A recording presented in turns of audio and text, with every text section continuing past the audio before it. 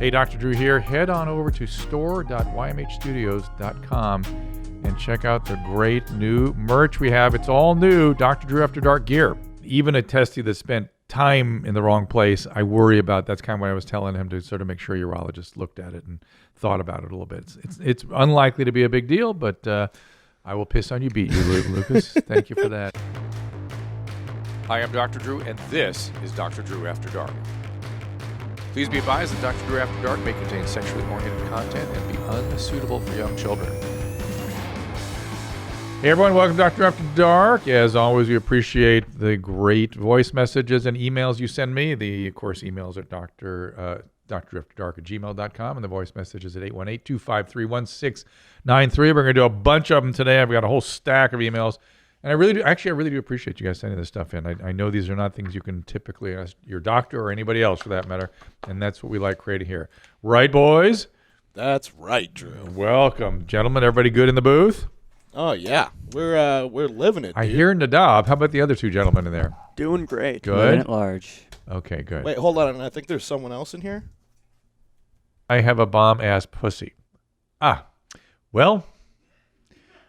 I feel like I'm back on radio again, because back in the day when I would repeat something or say something, somebody would make a note, make a drop out of it, and then many hundreds of things were to follow, totally out of context. If you want to know how fake news is created, Nadav is doing it right now, guys. This is fake news. What was I? It is disgusting. What was I talking about with the bomb-ass pussy? I'm sure I was reading something, right? Well, yeah, someone was. Yeah. I think someone was just talking about how their pussy was so bomb. How did I even read that? You know what I mean? Why? This shows you what. It's another layer of the desensitization of YMH, right? That it's one thing to watch these videos and not be horrified. It's another thing to hear these voice messages and not cringe. But that I can read that and just push right through it, like, yeah, okay, she's a bomb-ass pussy. Anyway, so what else? What else for lunch? No, yeah, Drew. Yeah. Sometimes we write letters or we write emails in there just to get you to say certain combinations of words and sentences that we could isolate later. That's not true. Oh my God. Hey, speaking of later, my daughter and I read a book. Oh. I want you all to see this. Called "It Doesn't Have to Be Awkward." It's a real book. It's a hardback book. It's widely reviewed and it's getting pretty good play. And please do get it. It's designed. It's not designed so much for this audience unless you have kids. It is a much gentler, kinder romp through the material we get into here. More designed for like a 15 to 18-year-olds and maybe parents as well, so they can understand how to deal with their youngins. But it's good. We feel good about it. My daughter helped me write it, and when they came to me, originally it was a book about consent, and it sort of expanded out to sort of more about how to have healthy relationships. At the time, which was it was pre-COVID, it was like 9 months before COVID, consent was a big issue, right? It was right during all the Me Too stuff and consent. There was a lot of confusion amongst young people about, what do you do for consent? I mean, if you look at the South Park episodes back then, consent's a big issue, and they of course predict the future accurately. But we sort of went from there, and when they asked me to write the book, I said, you ought to get somebody younger in here with me, and let's get my daughter. She's a writer. She went to Columbia. Let her write this thing, and she did a great job. So please, again, it doesn't have to be awkward. Dr. Drew, Susan, and Paulina Pinsky. Yeah, I remember you talking about writing that with her. Really? No kidding? Yeah. So we talk about. I think I'm in a fugue state when I'm here most of the time. Is that possible? Like you don't remember. I don't remember almost anything. Like I walk in here, the bubble goes down, the lights come up, and I just go into a fugue, and then I leave it all behind. Because if I thought about it afterwards, I don't think I'd sleep at night. So thank you for that, everybody. Thank you for that. That's interesting that you go into a fugue state. Do you remember saying this last time you were in here? Shit. My boyfriend has a pretty big dick. Well, that sounds like something that opens many emails. So this one, speaking of dicks, first of all, the headline for this one is "Dick Stuck Inside." Okay. Oh boy. Yeah. So I just thank you for the transition, Nadav. Well done. You're welcome. But what I like most, I haven't even read this email yet, but what I like is the greeting, which is "Hi, Dr. Hitler and Booth Hitlers." Booth Hitlers. I like that. Well done. My girlfriend loves to play around with my boss. It's not you guys that write things to make me say things. You understand the emailers probably when they hear their emails and hear me saying some of the things they put down in writing. are just gleeful, delighted, right? Oh yeah, there's people that take credit for some of the best drops that we Yeah, have. they get the delight that you get as well. Okay. Girlfriend loves to play around with my ball bag and pee-pee. She's a real ball hog, but really she's been obsessed with pushing my flaccid pee-pee into her body. I wonder what that means. This worries me because when I was a kid, I heard a story about someone doing this and his pee-pee got stuck inside. So I'm not going to read further. Let's just all think about for a second. And Annie's a great example of this. Like, why does Annie squat over the toilet? Because when he saw the movie It as a kid, it freaked him out and he can't get the thought out of his head. So just when you hear these weird stories as a child and it becomes some sort of weird preoccupation that you can't adjust to, realize A, probably wasn't true, B, check the source, C, think about really what they were probably talking about. So let's see in this case what it was. Heard about someone doing this and his pee-pee got stuck inside. I think he means a flaccid pee-pee in the vagina. Okay, I'm guessing. I'm afraid of this even though she says she grasps my foreskin so she... Oh my God, it's like riding a horse. I'm afraid of this even though she says she grasps my foreskin so she can pull my dick out if anything were to... From what side? I don't know, but this guy must have a huge prepuce. We both put that on a loop. We both laugh and usually end up blowing our loads in and around each other. Could my pee-pee get stuck inside me? Oh, I see. Okay, so here's the deal. She is pushing the plastic she's turning his penis into a doorbell.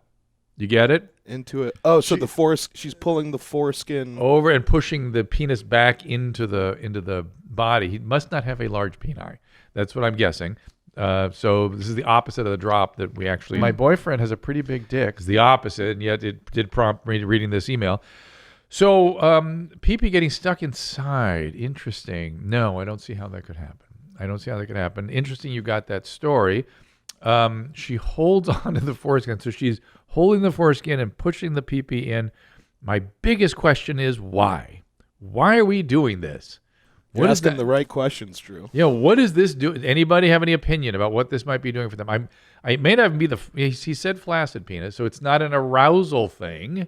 It's like, ding dong, anybody home? Well, from everything that I've heard, I've never, I've never had a girlfriend that just liked to play with it in a non-sexual way, but they seem to sexualize this in some weird way, but okay. But I feel like there's also a part of that email where I think I understand the whole getting stuck part, because I think I remember when I was a kid, and everyone was discovering their boners and stuff. They're like, "Oh, have you tried putting it in this? Have you tried putting it in that?" And the big thing was like, don't put it in a bottle because if you get hard in the bottle, then you won't be able to get it. Yeah. I think there's a little bit of mind. There must be some weird like that, but that actually can happen. So what can happen is if you put to have from C-rings also, if you put something too tight around the penis, it can actually not just become engorged with blood, but start to swell, and then it starts to cut off its own blood supply, and then it gets more inflamed. That's a problem. So yeah, you don't want to just put the pee in anything, right? Right. Not just in. Well, you could put it in any V, just don't put it in any. How would we look up how would you Google penis pushed into pelvis? Just like that. Or penis pushed into. I don't know how you do it because there's a ligament there. There's a thing there that holds it. You just go over to images. You can't even do it. Penis pushed into pelvis. Yeah. Nah, this is just showing penises. Yeah, nah. There's nothing. By the way, you want to give yourself Peyronie's. Do regressive stuff like that. So, all right. Anyway, another email that is. Help me understand this one. Hi, Dr. Drew and Dr. Jew. That's me. Okay, got it. One day, I decided to run an experiment and ate nothing but corn for 2 days. Fantastic. I didn't see a single kernel in any of my browns. Can I ask what is up with that? You digested the corn. That's what's up with that. Not everyone has to have kernels every time. Right. Well, is it that everyone is able to not everyone can see corn in their browns? No. Or is it that some people can, just like how asparagus only makes some people? Yes, I'm guessing it's some of that, but I'm also guessing it might have to do with the how well cooked the corn is and how fresh it is and that kind of stuff. I mean, if you have essentially a barely cooked corn on the cob that's fresh, I'm thinking that would be harder to digest. So it's more cellulose, that kind of thing. When you've broken down the cellulose with heat or duration, I'm guessing that that's easier to digest. We don't digest cellulose. All right, these are really good emails. I can't stop reading them. I don't orgasm when I come. Zach, hello, mommy. Last October, I had gonorrhea for 2 weeks. I'm a truck driver, and I started having a very sharp pain in my urethra. I was too embarrassed to tell my boss to get me home sooner. He didn't tell us how he got it. When I finally got home, I think he stuck his P in a V. I did. I think probably, or an M. It's possibly an M or an A. You can get it all those places, but probably a V. He was at a truck stop. V is available. When I finally got home, I went to an urgent care, tested positive for gonorrhea. I was prescribed some antibiotics. My symptoms went away after a week or so. However, I still don't have an orgasm when I come. Wow. So that's kind of wild. Is that something that's treatable or something I can live with? Love the show. Keep feathering it. Touch me through the fence and watch for waspies. Thank you, Zach, for getting the show.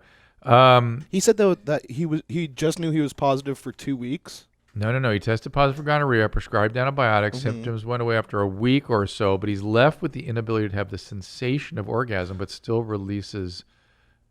I need to know more. So I'm wondering if he's still producing. Maybe he thinks he's coming and is just producing pus or something. That happens. Oh, wait, you could cum pus? You could just release pus if you have still ongoing infection. That's one of the. Could it ever feel good? It's a really interesting. Well, he doesn't feel that good because he's not having an orgasm, right? I have you are stumping me, my friend. Let's look it up. I'm gonna Google coming out. No orgasm after gonorrhea. Orgasmic or no orgasm after gonorrhea. Let's try that. See if anybody's ever it's not that. autofilling. See.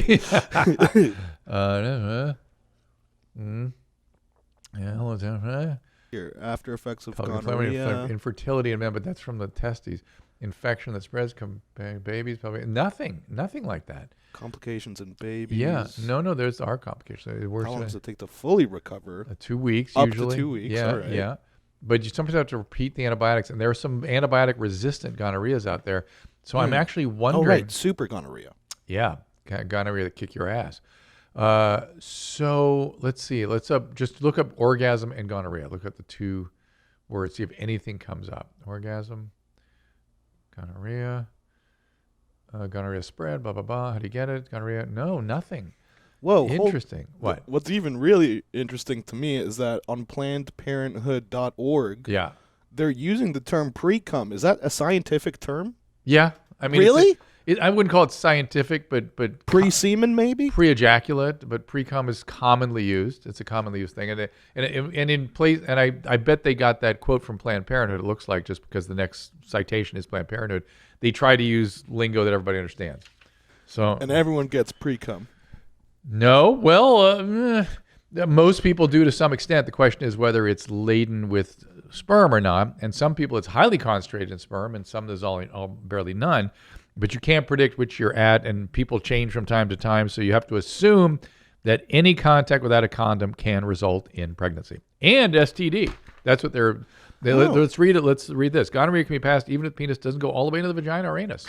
Main ways to get gonorrhea are from having vaginal sex, anal sex, or oral sex. Remember, I said the V, the A, or the M, the mouth. Interesting. So some pre-cum could be even more cummy than normal cum?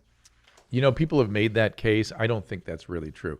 But it can be certainly enough to give a pregnancy. And Zach, I'm sorry you're suffering with this. I would go back to the doctor for sure. How you would get a neurological problem from this, I'd be worried about prostate abscesses. I'd be worried about all kinds of things, that you're still producing pus and not semen. I don't know. There's something very, very, very not right. But take a look at it. And know that there is resistant gonorrhea out there. And so one course of antibiotics may not have been enough for you. Boy, that's interesting. Let me pitch this hypothetical to you. Pitch. Okay, go ahead. Because I feel like a lot of transference happens when there's a lot of movement. From column A to column B and all that. I don't know what you're talking about. Oh, from V to A. From column P to column V. Let's say that, right? When there's a lot of movement between the two. What is column P? Penis, right? When P goes in V. Yeah, when column P goes in column V. I'm always thinking P is the one that selects the column. You know what I'm saying? Column M, column A, column V. Oh, that's too. Too abstract? Yeah, that's too. Okay. Yeah, So yeah. I'm just talking about. So let's say it, penises say it in and vaginas. English. Okay, so let's say there's a lot of movement between dicks and vages, right? A lot of movement. What does that mean? A lot of friction. You're going in. You're So going there's out. a lot of trauma. There's a lot of points. There's a lot of potential trauma, particularly at the tip of the penis. That the tip is sort of traumatized. Well, because I was just reminded of this. I'm watching. What am I watching right now? I think I'm running through Alpha Dogs right now on Amazon, and there's this Mormon girl where the way that she has sex is she they do something called soaking. Have you heard of soaking? Tell me more. I'm fascinated. So apparently it's the movement that is actual sex, but putting a penis in a vagina is not wrong according to a certain sect of Mormonism. Oh, I see. So what they do is they just put the penis in and then they let it rest. soak in there. So the question is, can you get more or less pregnant from soaking? Well, a couple things. I'm astonished at we used to get these all the time on Loveline, right? And we never astonished me all the different ways that people try to get around the technicalities of religion, right? And the classic one was we would get calls, particularly from I'm just reporting. The I'm not saying Catholics love anal sex. Correct, as the way around the V that they. And Adam finally one day said, "Look, the criteria you need to." The criteria you need to use with whether or not that is sex is whether or not it makes the baby Jesus cry.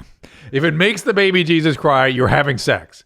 And I would argue that soaking would make not just, what's the prophet from Mormon?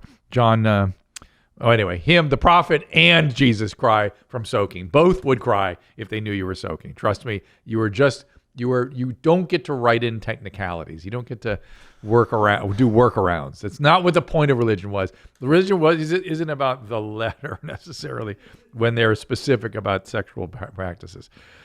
But so they're soaking. I've learned something today. I love it. I'm going to write it down. But I'm asking, does the soaking in your I didn't answer your question. In your medical opinion? So here's the deal. Well, are you more likely or less likely to contract STDs or a baby? The moment the V passes. The moment the P passes the plane of the V, so we have a new letter in here, the P, the plane. When the plane of the V is passed, STDs and pregnancies are possible. The longer you stay inside, the greater the probability of transmission of an STD. And if you stay inside and soak, eventually something's going to come out of your pee-pee, which is full of sperm, and you're going to get pregnant. Plus, you're having pre-cum also that will also potentially get somebody pregnant. Now, with the soaking, maybe there's pre-cum, but there's no coming inside of the V. So there can be, and these are young men. They're charged up. You know what I'm saying? But that's the whole point. That's why they're soaking. Oh, yeah. There's accidents, right? If you're assuming, I mean, as we know, you could be a Josh Potter. You could be a perfect seal there. But by the way, how is Josh? I've so many people asking about him these days. Josh is good. I went on his show not too long ago. Why he was supposed to put me on his show and he never follows up? No, he told me that he wants you to be in there and doing. I think there's just been some communication stuff. Where is he's not? Yes, he hasn't sent any communication. That's the communication problem. Where does he do it? They do it out of Sickler Studio in Santa Monica. Oh, that may be why he's because it'd be hard for me to get down there. Can we do it here next Friday? I don't think so. Oh, come on. Can we bring him on as a guest? Yeah, we could definitely bring him on as a guest. I kind of feel like that might be a thing we should do, at least for a half a show or something. Sure. Yeah, let's bring him in here as a guest because people are fascinated with Josh Potter. Who isn't? I don't want to meet people that aren't fascinated by the specimen that he is. Right, and we have to do a little follow up on his wound. I need to do it. That's because I promise you, he has not taken care of it. I know, and so I got to give him some shit about that. So so let's bring him on in here not next show, but the show after, right? Yeah. We'll see. I think that's when he records his show, so that might be a little difficult, but we'll see what happens. Let's get him around. Look, we'll get him on the show. All right. Well, what would you do if you didn't have high interest rate loans or credit card debt? With Upstart, you can pay off your existing debt quickly, easily, and start living your life without all that anxiety. If you're carrying a credit card balance month after month, it can feel like your never-ending cycle of debt. If you dread looking at your credit card statements, you are not alone. Upstart is the fast and easy way to pay off your debt with personal loan, all online. Whether it's paying off credit cards, consolidating high interest rate debt, or funding personal expenses, over 1 million people have used Upstart to get one fixed monthly payment with clear payoff dates. It's much less anxiety provoking. Rather than looking at your credit score alone, however, Upstart considers other factors like your income, your current employment, and your credit history. They'll find you a smarter rate for your loan based on that information. And you can check your rate without impacting your credit score in just minutes for loans between $1,000 and $50,000. You can even receive funds as fast as one business day after accepting your loan. Find out how Upstart can lower your monthly payments today when you go to upstart.com/Dr. Drew. That is upstart.com/Dr. Drew. Don't forget to use our URL to let them know we sent you. Loan amounts will be determined based on your credit, income, and certain other information provided in your loan application. That is upstart.com/Dr. Drew.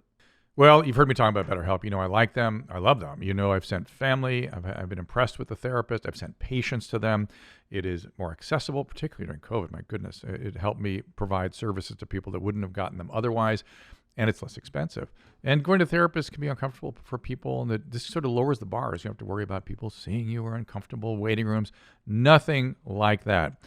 BetterHelp links you up with your therapist. BetterHelp is customized online therapy that offers video, phone, even live chat sessions with your therapist. You don't have to see anyone on camera if you don't want to. And as I said, it's confidential. We're all getting used to using electronic media for delivery of services of all type, and this is no exception. It's confidential, though. Don't worry about that. It's much more affordable than in-person therapy. You can start communicating with your therapist in under 48 hours. Why do we invest in everything else but not our mind and our mental health? Why is that? Why do we talk about exercise all the time and diet? Therapy is an extremely important way for us to maximize our well-being and our efficacy. This podcast is sponsored by BetterHelp, and Dr. Drew After Dark listeners get 10% off their first month at betterhelp.com/afterdark. That is BetterHelp.com/afterdark. Okay, the email has been so good. I'm still going. One more. Hey, Hitler, I'm a 26-year-old male. I've been dealing with some severe skin issues. I had a scar release a couple weeks ago, open wound covered only by bandages, no antibiotics. One night the wound tore open while sleeping, gushed blood, of course, patched it up, skin, blah, blah, blah. He didn't say where the... Oh, I've been hearing from people that they don't like it when you say blah, blah, blah when you read the email because they don't know what you're reading. Okay, I am... Okay, thank you for that feedback. No problem. And by the way, people, I am somebody...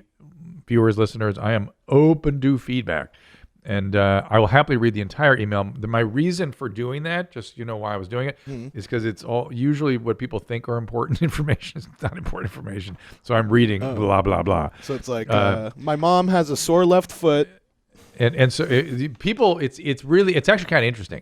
What people, whenever you go to the doctor, you'll notice the doctor goes, no, I need to know this. I need to know that. Because what you think we need to know to make an assessment is not what we need to know.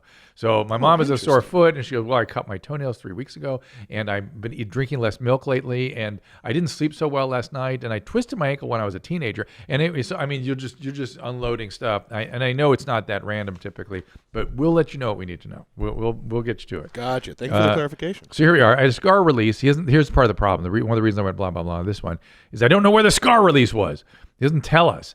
For a couple of weeks, had an open wound covered only by bandages with no antibiotics. One night, the wound tore open while sleeping and gushed blood. Okay. I did my best to patch it up, but ever since, I've been having severe inflammation, crusting skin, papery, oily skin, discoloration, hanging groin. Anybody know what that means? Hanging groin? Yeah, I got an idea. Abnormal hair growth, spasms in my legs at night, fatigue, abdominal bloating, random puncture wounds. What are you talking about, my friend? This does not sound good. As well as crawling sensations and silvery thread-like things in my hair. I've seen a urologist, dermatologist, and my primary doctor. My dermatologist said verbatim, I don't know what's wrong with you. That left me at that. I have no idea what else to do. If you please give me some guidance as what to do. And what may be the issue? I always keep glassing. I think I've got a bad bite. Mommy, please help.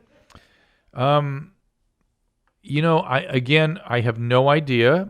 We typically, here's where I'm going to go with this. When you've seen multiple doctors and they all say you're fine, what he said is that he didn't say I didn't know what's wrong with you. What he said was, I'm sure was, I don't know why you're having all these symptoms, right? It's not that there is even something necessarily wrong with you. I don't know how to frame it because I'm looking at the skin. I'm looking at the urologist, a dermatologist, and what else? A random regular primary doctor. All three looked at you, and you're fine, and yet you are still focused and preoccupied on silvery strands in your hair. We call that gray hair. Okay, you're 26. It happens. It happens. And all the fatigue and the abdominal bloating. Yep, we call those farts. And so the point is, you're all this weird preoccupation. And I'm guessing the original tear was in the penis or on the testes, hanging groin, discoloration, oily skin. I have patients coming in complaining of this same kind of stuff, and they'll say it's shiny skin. You tell me if you don't have the shiny skin there too. And this is OCD. This is obsessive compulsive disorder. I have seen people, I can't tell you for sure that's what this is because I haven't examined you, but I've seen many, many, many, many cases like this where the dermatologist and the urologist go, I've seen this guy 20 times, keeps coming back complaining about silvery hairs and blah, blah, blah. And what that is, this is a common thing, and it's in males typically. I think this is a man. Yep, male. And it is usually in and around the groin where men have all kinds of neurological activity going on. And a little bit of Zoloft takes care of the whole thing.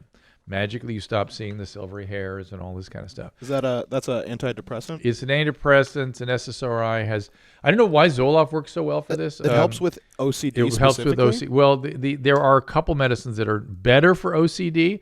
But I have to tell you, I've had lots of experience with stuff like this because what happens, people knew I work in a psychiatric hospital, and so this kind of thing would get to me a lot. In fact, doctors sometimes sent their family and stuff. This is not that uncommon a thing when men get preoccupied with stuff.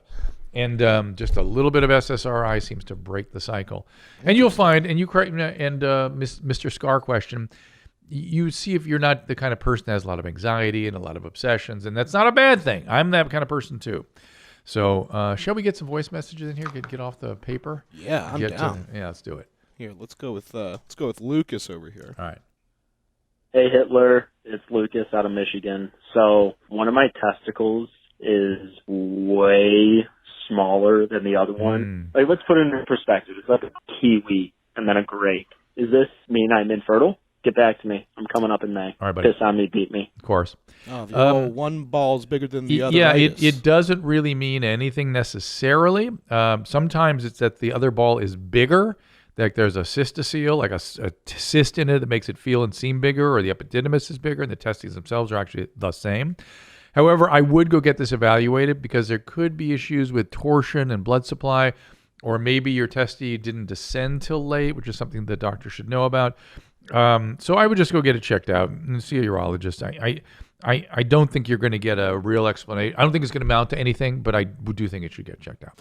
What is the possibility? I mean, not possibility, but what is the effects of having a testy not descend? Yeah. Cancer. They become cancerous, so you have to bring them down. And even a testy that spent time in the wrong place, I worry about. That's kind of what I was telling him, to sort of make sure a urologist looked at it and thought about it a little bit. It's unlikely to be a big deal, but I will piss on you, beat you, Lucas. Thank you for that.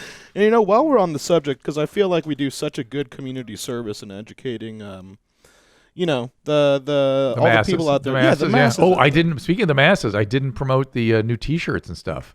Don't worry. Those are going to be on bumpers at the beginning of episodes moving forward. Okay, but right. I mean, for dudes, because I know whenever, like, any little thing where if I feel something on my dick or balls, I'm like, oh my God, I'm dying of cancer. Yeah. So what are good tips for checking out your nuts at home? Okay. Know that all particularly young men freak out about that. It's sort of a weird area of the body, and they can see it and feel it, and so they're and it's a very important area, so you're very preoccupied with it. As I said, there's lots of neurological activity. I think I've explained to you guys before that what happens when people are coming out of a coma, men are coming out of a coma. Yeah, they start touching their dick. So it's let's just say there's a lot of energy in the male right there, as if you didn't know.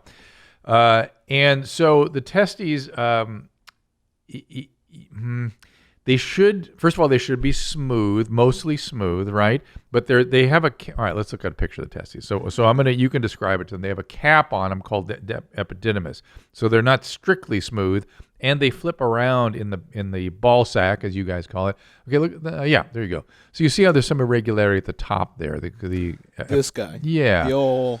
Yeah, caput and epididymis. there can be other things in there. There can be swollen veins, and there can be cysts and stuff. And these can be essentially what I want you to think about is anything soft in there is good. Anything smooth and soft is normal. Though if it's a cyst or a swollen vein or a cystocele, you do want to get these things checked out if they're sort of large and sort of distinct from, like a tire bleb on the side of a tire. It's something coming out of the testy. You want to get that checked out. But the testy itself should have like the consistency of like do you know what a Super Ball is? A Super Ball? Oh boy, I'm aging myself. Hold on. I think we called him a Z ball. A rubber ball, like a firm rubber ball, not a soft rubber ball. Yeah, the Super Balls. Oh, like one of those bouncies. Yeah, a bouncy ball. Yeah, that's it. It's just like Super Balls are a little more firm than testes, but it's that kind of feel. You should be able to squeeze it between your fingers and your thumb, and it should be quite smooth. Now, in terms of what you need to worry about, if you're going across the surface of the testy and you feel something hard, not firm, hard, like imagine embedded in the side of that testy is a pebble. What that would feel like if you ran your hand across it, you'd feel like, oh, smooth. Ooh, a rock. It's a rock. It's sharp. It's jagged, like a piece of wood or something.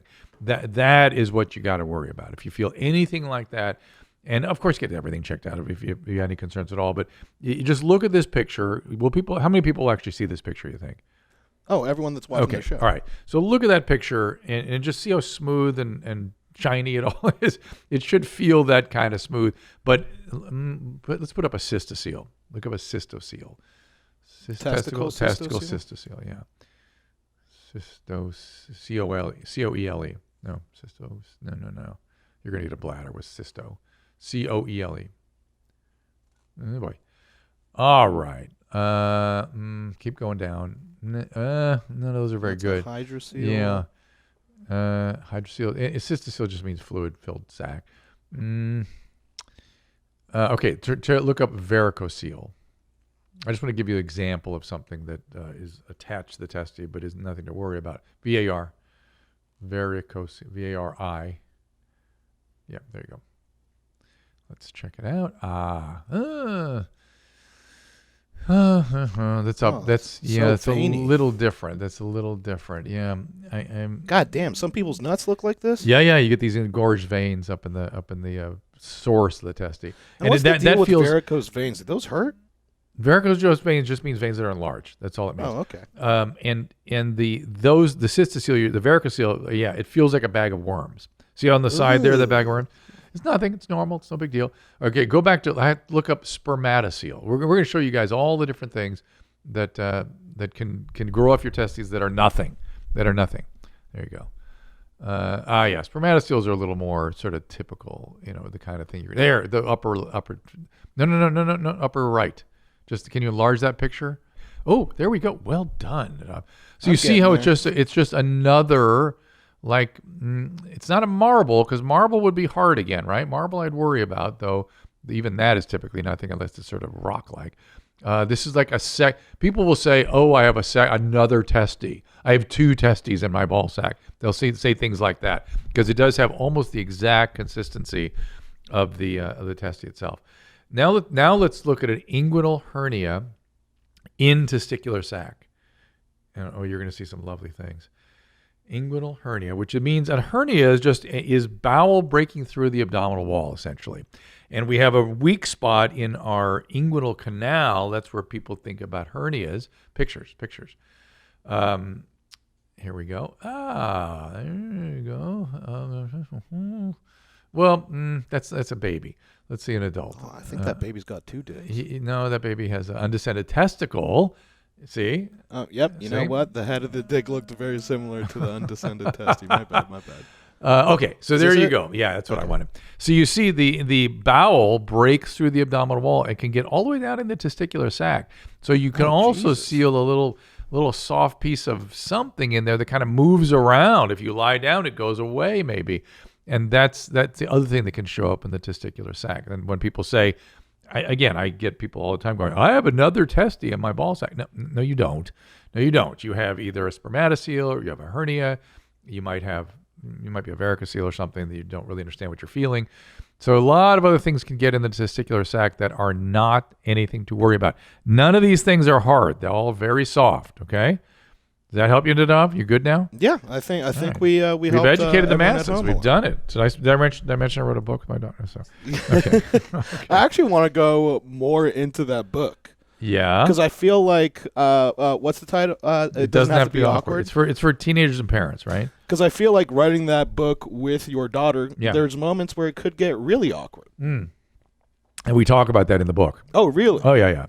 And we talk about all of it. Did you talk about? Hold on. Did you talk about with your daughter what it's like? What happens if your partner doesn't want to practice safe sex, but you do, or vice versa? How do you make that less awkward? I think we get into that. Yeah.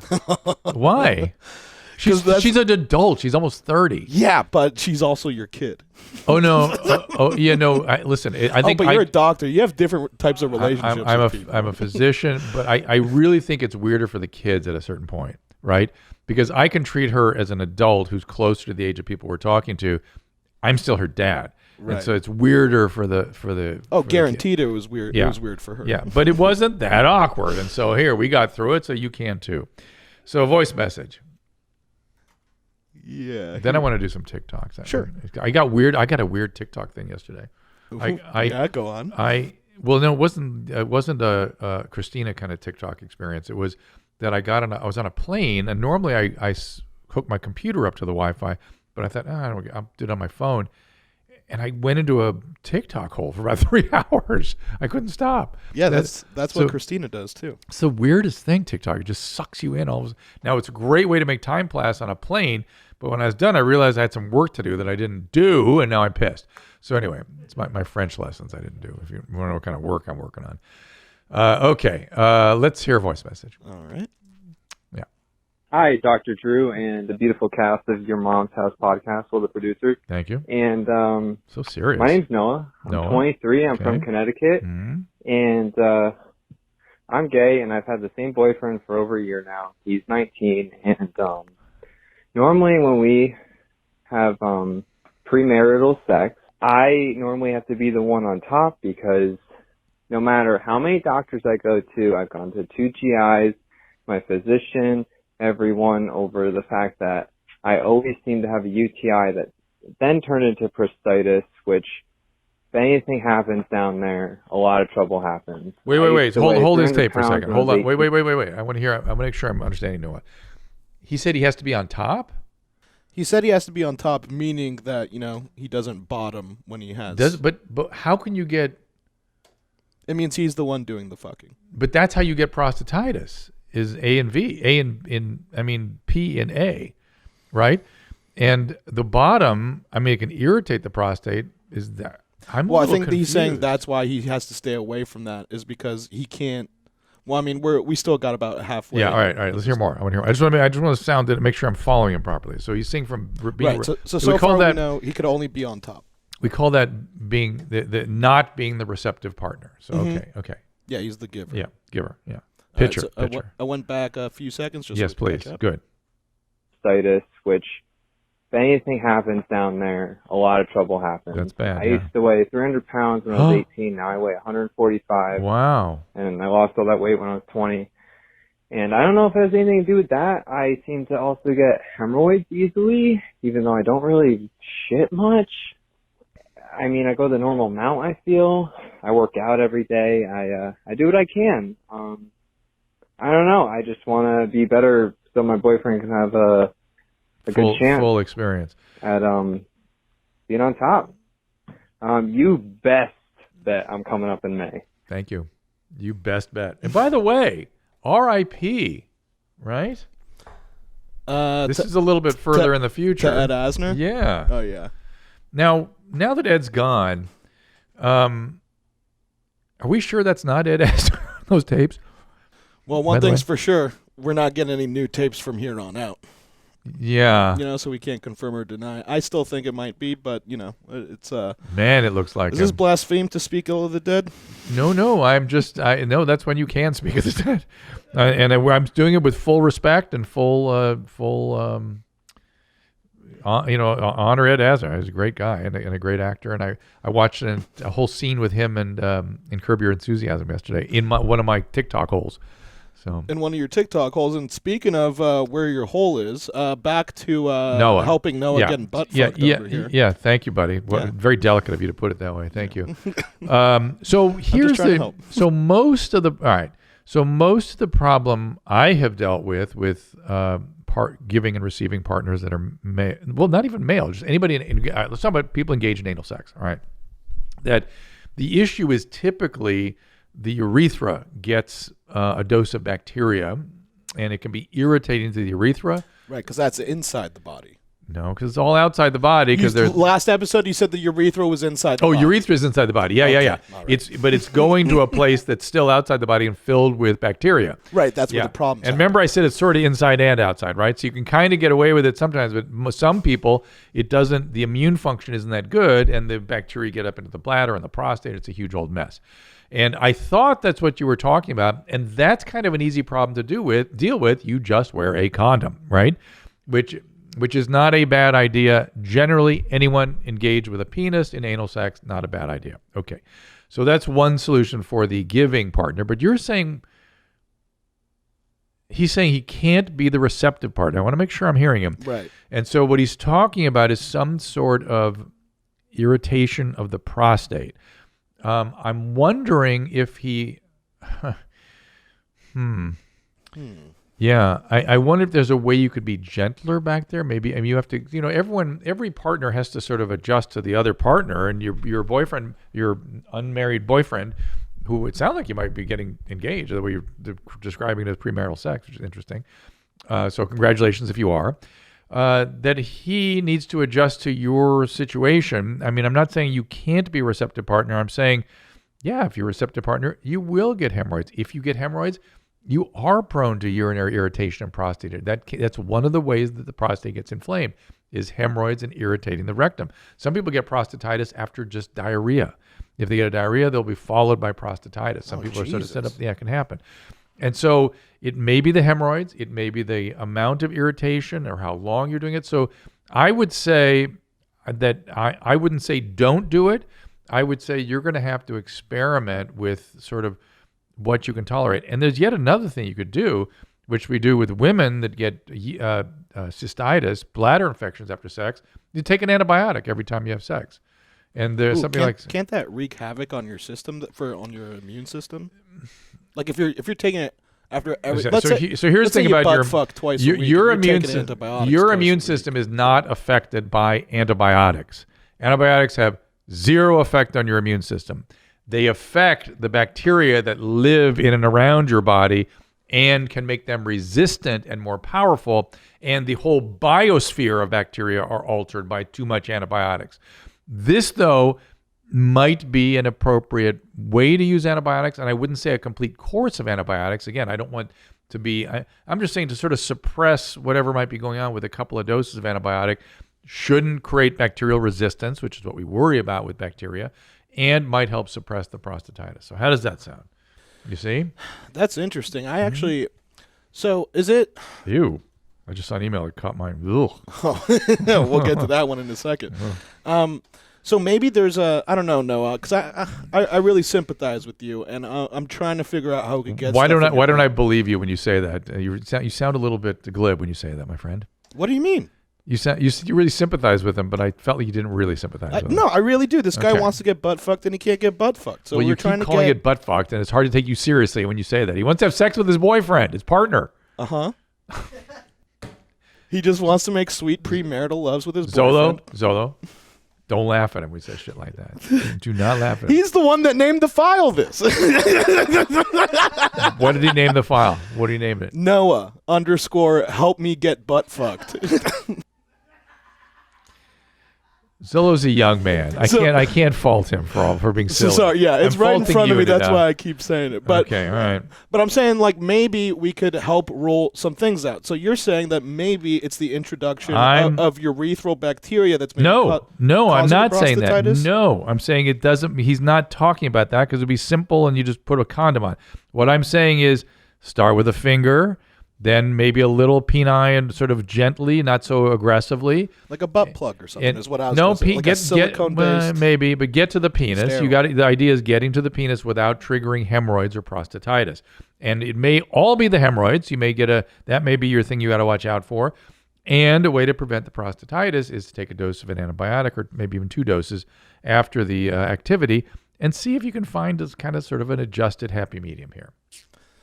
I'd say that's a pretty interesting solution. Voice Drew. message, I was gonna voice say message. the same thing. Actually, I have now another follow-up question. Oh no! And this has nothing to do with me. Maybe just a friend of mine. How do you get Ah. ahead of hemorrhoids? How do you get ahead of them? Yeah, like if you know that, like Noah over Okay, here. ready? Poor Noah trying to Yeah, get yeah. butt fucked. If I were speaking to someone who had hemorrhoids, Noah, yeah, you're speaking to Noah. if somebody on a microphone were talking to me about hemorrhoids, I would tell them to lose weight. I would tell them not to strain. Noah's already lost 145 pounds. Hold on. I would tell them to do the Metamucil, which I know Noah also does already. I would tell them to, what are the other things we can do for the hemorrhoids? Probably not put shit in your anus if you can avoid it. Actually, that is something that I wanted to ask about. No, I know that I keep on going back to Noah's voicemail, but like he said that he went from like 200 something pounds, 300 to 145, which is like crazy. There's like tiny. There's no way that has nothing to do with some of the stuff that that's a crazy change to go through. It is, 19, but right? again, the young people can tolerate a lot. I don't really. He lost half of his body. I know, and he's a tiny person too, and that may have more to do with how the anus is affected. But be that as it may. More Metamucil if that doesn't do it. More still until you get you might need a stool softener. More bulk in your diet if you can do that. And if you have really problems with hemorrhoids, you can have them banded, which these days is a better procedure than it used to be. It's not as uncomfortable as it. That banded. Now, correct me if I'm wrong. Did somebody have that done? Did Noah have that done? I wouldn't know. Noah didn't say that in the voicemail, Yeah. but I have seen pictures of hemorrhoids getting banded, and it seems like the crazy. I've heard someone describe it, and it's just like I think red band maybe. Okay. Where he was just like you get it tied off with a rubber band, and then it just feels like a tickle for like a couple days till it falls off and dies or something. It kind of, or they can clip them, and sometimes it can be terribly uncomfortable. I don't want to kid you. Sometimes it can feel like.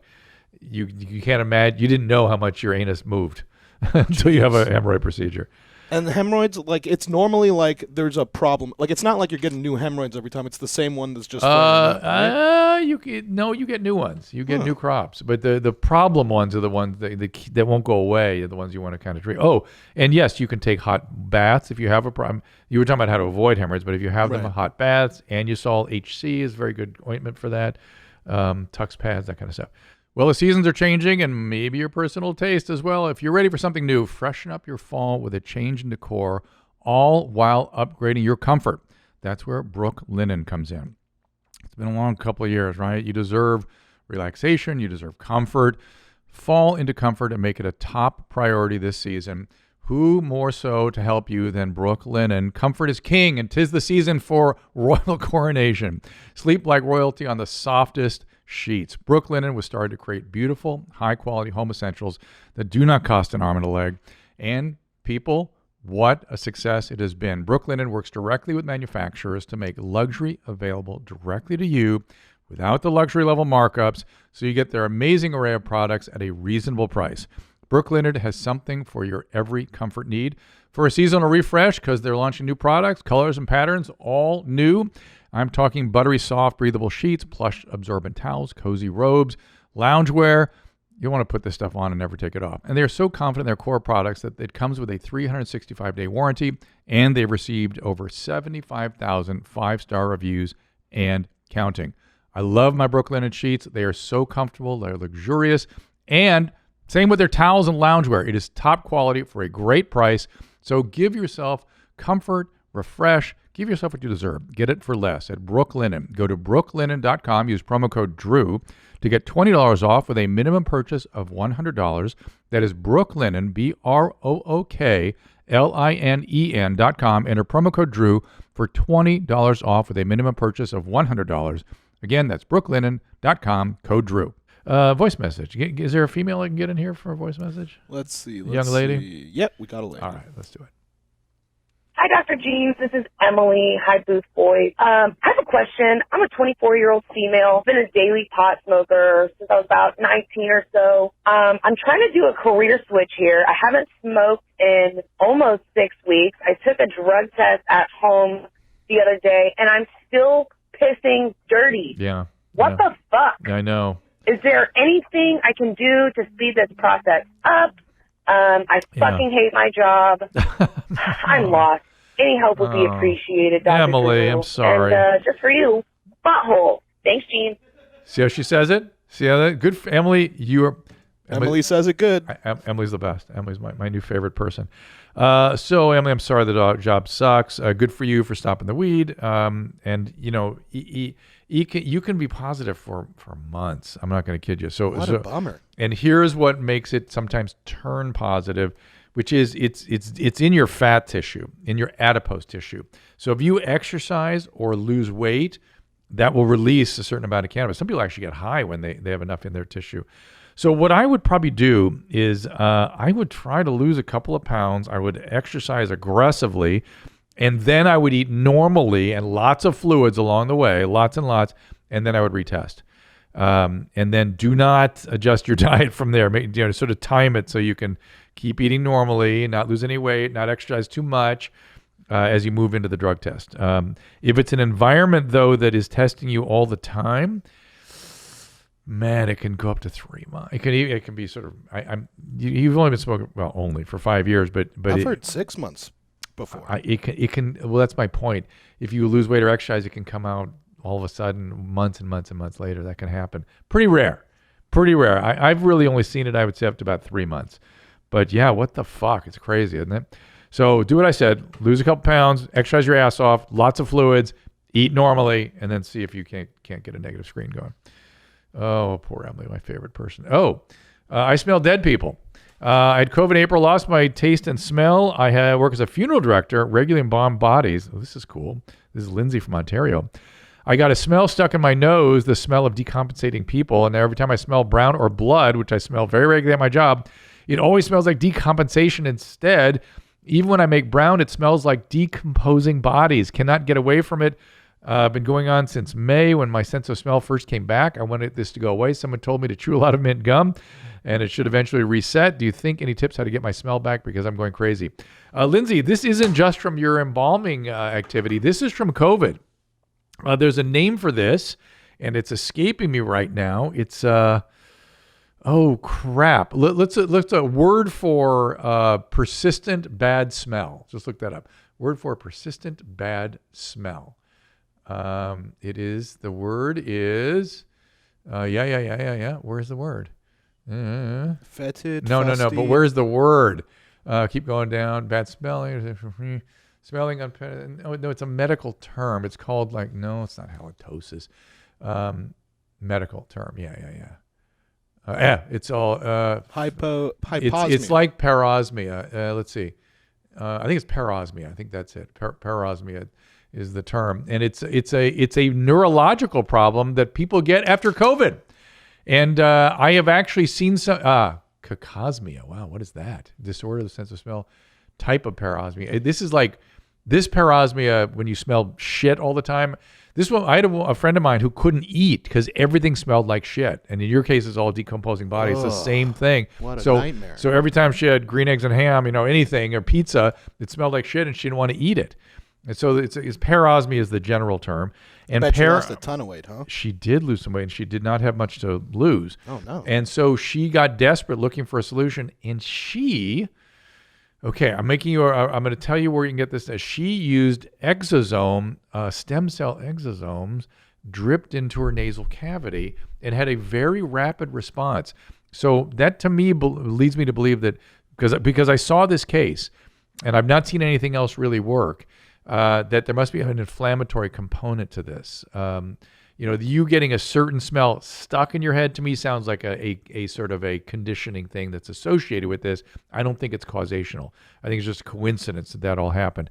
But the parosmia itself can be treated with stem cells. There's a guy named Gary Brecka, Brecka, that does this. I'm not making a specific recommendation because I don't know you, but I can tell you that I've seen, it was actually his wife that got treated with exosomes, and stem cell, and it worked rapidly. So I could see where you might want to do something. It's very unpleasant. Parosmias are terribly unpleasant, and in the heels of COVID, we're seeing a bit of parosmia. So if there's something wrong with your smell, you should be doing lines of stem cells, and then that should clear you right up. Well, there you go. If that's how you want to do it. If you're a cocaine addict, that's the only way you can imagine putting things up your nose. It literally is something that needs to be dripped in kind of slowly. Like a eye drop. That type kind of thing. Yeah, that kind of thing.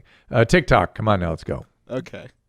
Yeah, we got a fun batch for you. You ready? All right. I'm ready. Oh. Sit back.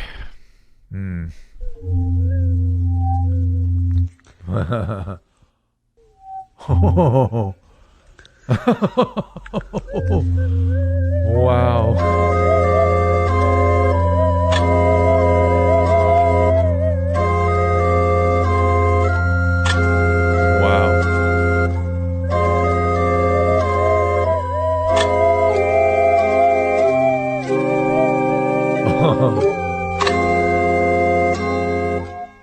It's fantastic. You like that? The question is, my question in my mind, other than it being extraordinary, I mean, just because I've never seen anything quite like that, is what does he think he's doing? Does he just creating something fantastic? Does he have other TikToks? I don't know. This was just Christina found it and curated it. I almost have to go on right now. Give me another one. Yep. Here's an update from someone you might really like. Okay. Winter is coming. No more hot girl summer, no more twerking. Once you're over 35 or 40 years old, what do you have? You got bad knees, bunions, and type 1 diabetes. What's he talking about? I don't understand even what This is Kevin Samuels, who's the guy that when women are like, "Hey, where's my knight in shining armor?" Yeah, he's the one that says, "You're no queen." Yeah, you don't deserve that. So, but why does he want them to stop twerking? You think he'd want them to twerk? Like, it's just he's saying if you twerk now, you're going to be let me, as a physician, let me just tell you, no, you're not. You're not going to. Now, here's where he's right though.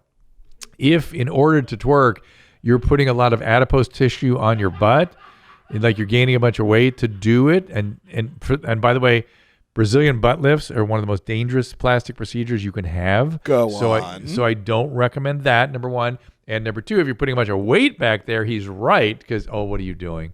Brazilian butt lift. No, we need to get into why these are bad for you and how they can kill you. They are, I just had my plastic surgeon friend. Yeah, I think it's because you're putting a lot of stuff into tissue that can get infected and break down.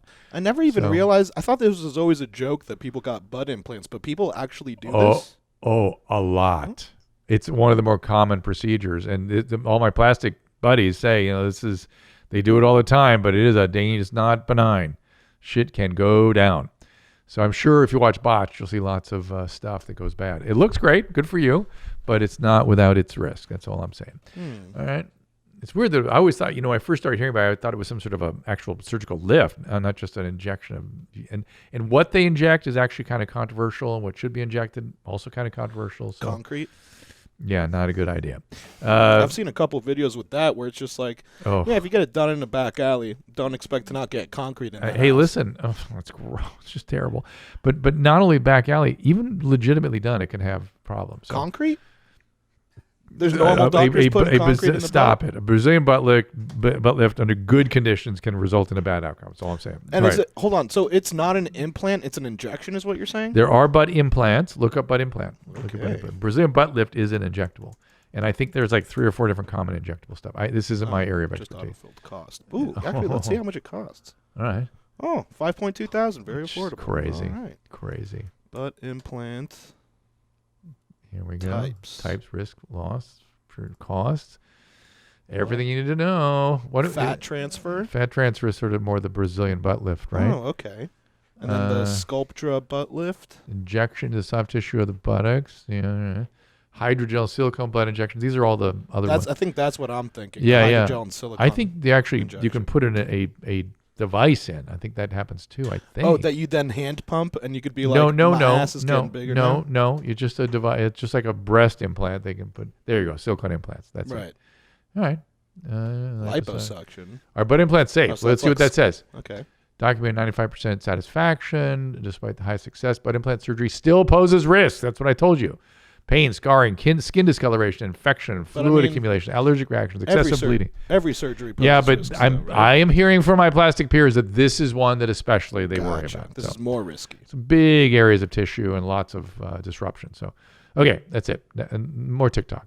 All right, sorry for that tangent. Yeah. Here we go, back to the goal. I'm proud to say I stink. I'm proud to say I smell. I'm proud to say I don't take showers. I'm proud to say I don't own a bar soap. I'm proud to say my breath smells. I'm proud to say I don't own toothpaste. I'm proud to say I don't own a toothbrush. I'm proud to say I don't wipe my ass after I shit. I don't own toilet paper. Why does that make you proud? Oh, now hang on here. Look at his head. Is that a scar? Like he was hit with an axe in his head? You know what I mean? I mean, could he have had a brain injury? I mean, I could see where avail yourself of the case of Phileas Gage.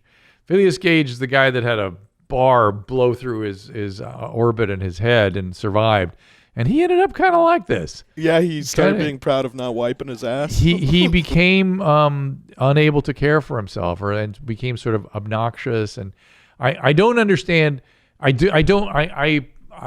Sir, I'd like to know more. And if you had a head injury, I'm sorry, but I don't understand why people would be proud of making themselves less palatable by other humans. You know what I mean? And by the way, predisposed to losing your gums and your dental caries. I don't get it. I don't understand. We can't really get closer on that wound, can we? No, but I could tell you, I'm looking real close right now, and your axe wound theory kind of matches up with what I'm seeing. Yeah, that's not a skin wound. You know what I mean? Yeah, that's not a scalp wound. He definitely hurt his head at some point. Yeah, that is like that dude. Give me some more movement. Is that the end of the tape, or does it keep going? It's the end, but you know what? I think you know what? Maybe it's just I'm proud emotion. to say my breath smells. I'm proud. I think the sound is kind of getting in our way. Yeah. Maybe he just frowns a lot. I can't tell if that's a frown wrinkle. Well, no, that is. But he does not have any other neurological anything, which is weird. He goes right down in the midline where he got his wound. All right. Maybe this is a genetic. No, stop. No more speculation. We're good. We're good. Okay. And by the way, in this woke, not rational revolution world, I could see where people could take a stance like this and be proud of it. I don't understand it, but good for you. Next. All right, here's the next TikTok. أنا ما وزن ما Don't knock it till you try ما it. في It might be tasty. أبي You can يكون turn down nice بوتون juicy بما thighs. تسجل So this is What? this is a cannibal TikTok. No, come on. No, yeah. Somebody just got their Here, let grandmother. me mute it. Here, I'll read the subtitles for you because I think Somebody just got their grandmother to do Human it. flesh tastes very sweet. Oh, Jesus. The skin doesn't taste so good, Oh, my. but the meat underneath is very. Oh, boy. Oh, boy. You know, Well, I actually have. I remember this from when I was a kid. I remember seeing like a really wild documentary on HBO that I shouldn't have seen as young as I did. And it was. I remember they were interviewing cannibals, and they're like, "Oh yeah, it tastes so good. It tastes like corn, sweet like corn."